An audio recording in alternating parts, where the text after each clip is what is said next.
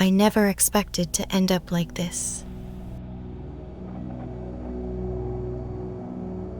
Branches whipped my face as I barreled through the woods, the moon barely illuminating the trees around me.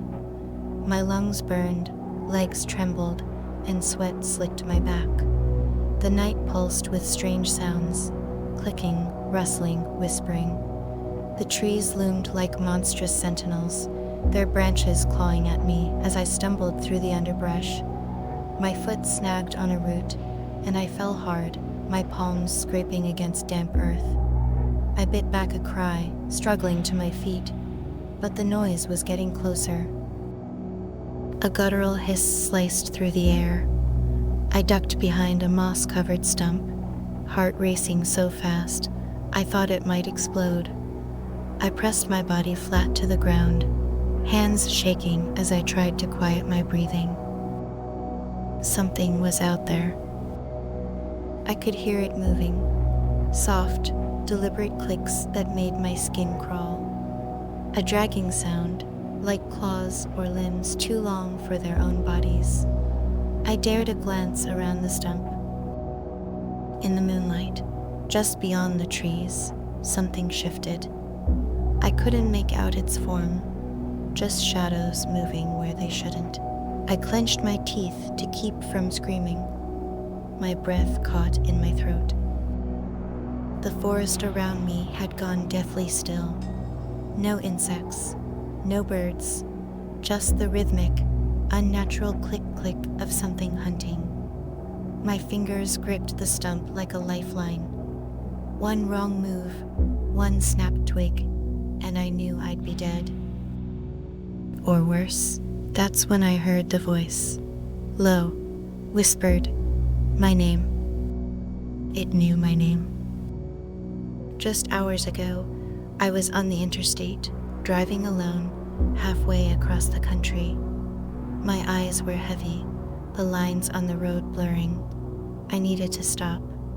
I spotted a gas station just off exit 432, a flickering neon sign barely visible in the twilight. I pulled in. The place looked like it hadn't seen a customer since the 90s. Dust clung to the windows. The pump was old school. No digital readouts, just the rhythmic clunk of the meter turning. Inside, the air was stale and smelled like mildew. That's where I met him. The attendant stood behind the counter, wearing a grease-stained flannel shirt and a trucker cap pulled low. His skin was pale, eyes sunken but alert, too alert. He stared at me like he'd been waiting. The air suddenly felt heavier, harder to breathe. My chest tightened as I looked at him. "Looking for a place to sleep?" he asked in a voice like dry leaves. I nodded. "Yeah, anything nearby?" He smiled, but it didn't reach his eyes. "Take exit 436, just a few miles up. You'll find a town there, Graywick. Got a motel. Folks there'll take good care of you." Something in his tone felt off, but I was too tired to argue. I thanked him, bought a stale soda, and headed back to the road. Exit 436. The ramp was barely lit. The road that followed twisted through dense trees, their branches arching over like skeletal arms. I turned on the radio, trying to keep myself awake. The static cleared just long enough for a voice to break through. Another disappearance reported near Route 436. That makes 5 in the last 3 months. Authorities urge travelers to avoid the area until further notice. Local police have yet to issue an official. The station crackled again, dissolving into white noise. I twisted the knob, searching for clarity, but only got snatches of broken phrases. Never found the bodies. Something in the woods. Not human.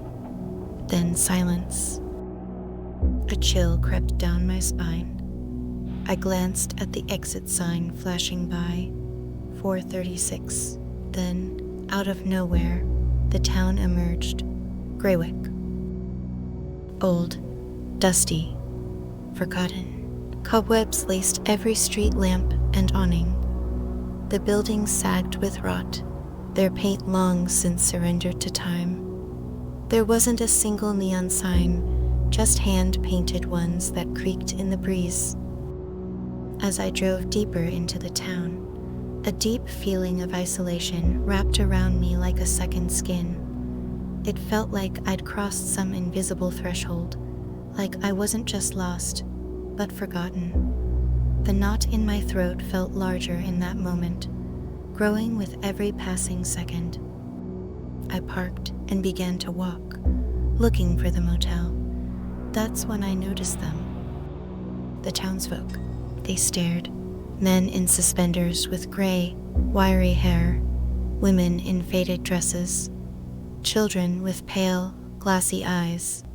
They didn't speak, just watched me. Their movements were slow, jerky, like puppets unsure of their strings. As I passed a store window, I caught my own reflection, and behind me, one of the townspeople stood directly in the center of the road, perfectly still, eyes locked on mine through the glass. When I turned to confront them, they were gone. I reached the Graywick Motel, a squat building with flickering porch lights. Inside, the lobby smelled of must and decay. The clerk handed me a key without a word. For some reason, I didn't question it, just accepted the strangeness of this town. Room 7. Later, I walked to the diner. It was the only place with lights on. The bell above the door jingled, but nobody turned. Conversations halted.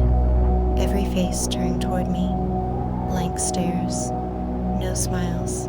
I sat in the corner. A waitress, tall, thin, long limbs, brought me meatloaf and potatoes. I hadn't ordered yet. On the house, she said. I barely touched the food. Something about the way they all watched, the way they chewed in unison. It made my skin crawl. Then the bell above the door jingled again. A woman stepped inside. Not old like the others. Young, pale, beautiful, in a way that didn't feel right. Her black hair hung down in a straight curtain, and her eyes, they were too wide, too still. She didn't sit, didn't speak. She just walked slowly to a booth across from me, turned, and stared. Not at the menu, not around the room, at me. Her gaze was unblinking, hungry. Minutes passed. She hadn't moved. I cleared my throat and looked down at my plate, then back up. She was closer now, just one booth away. Her head tilted, just slightly, as if studying me, measuring. I felt like an insect under glass.